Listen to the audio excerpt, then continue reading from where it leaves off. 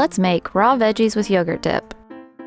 This recipe will make 6 servings. For this recipe, you will need 1 cup of non-fat plain yogurt, 1 package of ranch dressing mix, 4 ounces of baby carrots, 1 head of broccoli, 2 green or red bell peppers, or choose your favorite vegetable. You will also need plates, 1 medium bowl, a spoon, and a knife. First, wash your hands and the surfaces, then wash the vegetables. Cut the broccoli into florets and peppers into strips. Mix the yogurt with the ranch dressing mix in a medium bowl.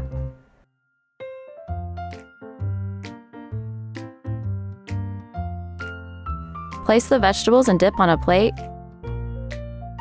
and enjoy. Refrigerate leftovers immediately.